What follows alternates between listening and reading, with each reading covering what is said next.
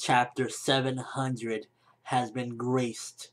We've been graced with chapter 700, and oh my gosh, like, amazing way to go into 700. I want to say right now that, in my opinion, One Piece rocked it this week.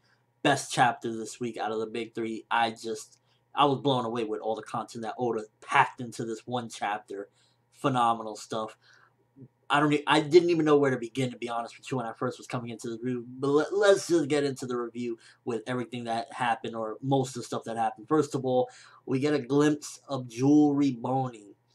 Now, if you can recall, Jewelry Bonney was captured by Akainu back in the day, before the time skip, in the middle of, between the cross, and whatnot, of the original and the time skip. So how did she get loose? She's obviously, looks like she's on the hideout, maybe, or maybe she's in a cold area because she's like hiding with like a hood on and whatnot. It could be possible. I've seen the theory that maybe she's Akainu's daughter, so he let her loose. He doesn't want to send her. I mean, she should be right now an Impel Down. She should be an Impel Down, or she should be in a prison cell or something. So it could be, I'm not going to let my daughter rot in a cell, but I'm just going to let her loose and she could go back to the slums of whatever she's doing. So it could be that. She could have busted out somehow. I don't know, but it's still weird to see Jewelry Bonney is loose. And I remember seeing a shot of her with all the supernovas before the time skip came up.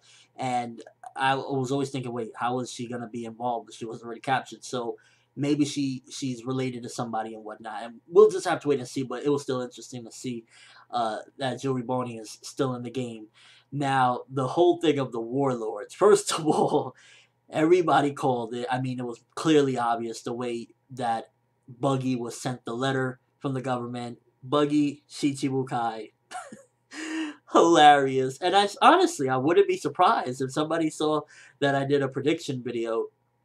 I wouldn't be surprised if somehow Foxy becomes the next Shichibukai. I know that's so crazy, thinking, oh, that's a stupid idea, but his power, if used correctly, if he's not such a moron with it, could be very effective. But it's just a silly theory that I had out there. Don't take too much into it. But we didn't know who was the seventh one, because the guy that was announcing all the people that are part of the Shichibukais, there was a seventh one, and he wasn't announced. We know that it's a guy. So that's one thing, even though there's not that many female out there, but we know it's a dude. Now, who could it be? It's really grasping at straws, because it's really like, who would really take up the challenge? Maybe it's Marco, so that he got protection for the Whitebeard pirates. It could be a numerous amount of people, but I'm not exactly sure. The fact that Buggy is there, he's there based off of everything that he was a part of, and his name, because obviously Buggy, come on. Buggy, anybody could kick Buggy's ass. Well, not anybody, but most people in the New World, everyone in the New World can kick Buggy's ass. But Buggy has the fame, so that's obviously how he got the position. But I'm just really curious, who the hell has that seventh spot? Marco?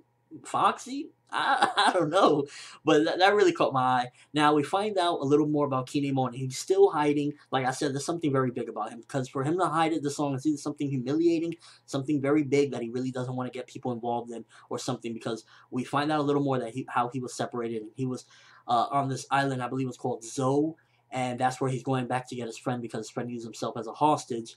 So we know a little more about him, but honestly, he's holding something back big time. He even says, I'm not going to say why they were chasing me, but he's holding something back big time. And when we find out, we might not even like Kinemon as a character, because why would he keep on hiding this? There's a lot of things going on. The Straw Hats are some of the most seeked out right now by the government, and he's still holding back this secret. So there's something big behind Kinemon, and maybe the Straw Hats might regret taking him on as time goes on. Well, they never regret it, because they love their Nakama, but still, there's something odd about him. Then Oda graces us again with more stuff.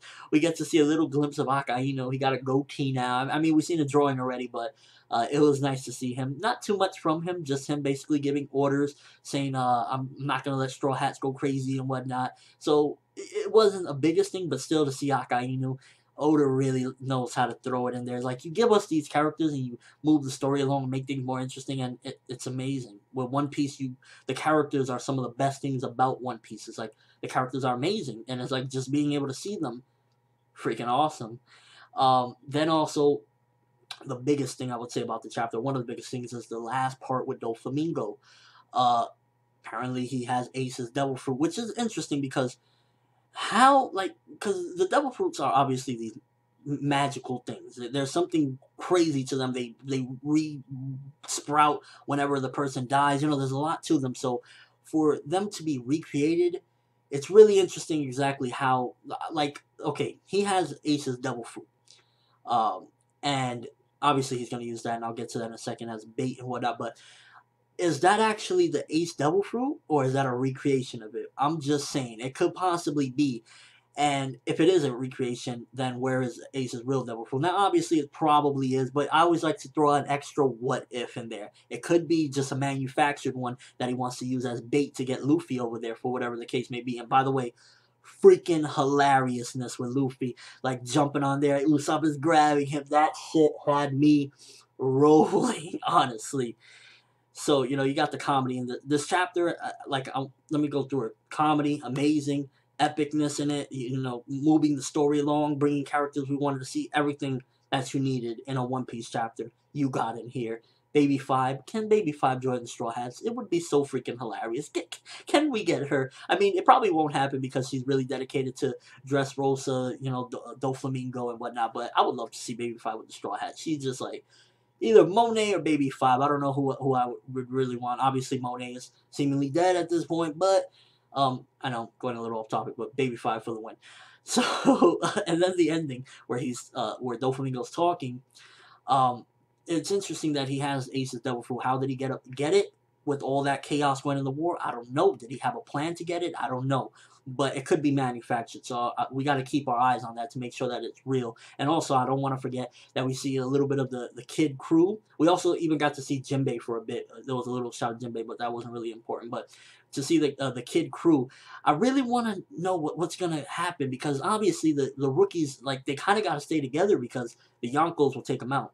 So I'm interested to see how that's going to go with Kid, Apu, and Hawkins, where they're going to go and where they're going to strike. There might be one of those people in the crew might be an insider, because how the hell did that leak to the paper when they just became an alliance? So there might be somebody that's leaking information within the crew. It could be, you know, Apu. It could be somebody within the crew, but somebody is leaking this info. There's no way that the newspaper is grabbing that info like that. There's something going on. Somebody's leaking, maybe inside. Maybe there's a spy, but definitely something's going on there. And overall, this One Piece chapter, phenomenal. Like, I just talked about so many different things. Like, we got to see who's that Buggy's one of the new Shichibukai. Doflamingo and Law might be out. Well, Doflamingo quit. Law might be kicked out of it. We just had so much. Definitely gotta say, rating 1 through 5, 5 out of 5. Best chapter this week, hands down. And it was just flawless. I can't wait to see where the hell this is gonna go. So, big question, I gotta say, who do you think is the 7th Shichibukai? Is it Marco, maybe? Is it Foxy? I know you... I just have to say it. I would love to see him actually become relevant. Is it Eneru? Like, who do you think it could be? And also, how did Bonney escape? Did Akainu let her loose? Like, what's up with that? Did she blow Akainu? No, let me stop. Just your world is a crazy chapter. Definitely a great way to celebrate chapter 700. We're getting all these characters and Ace's devil fruit. I think that was very appropriate. Good job, Oda. But that's all I have for this review. Thanks for watching. Hope you enjoyed. Thumbs up for chapter 700. 700 chapters of this amazing series. This amazing series. This amazing series. Yes, I had to say it 3 times. One Piece. I'm ForneverWorld, and as always, people, have an awesome day.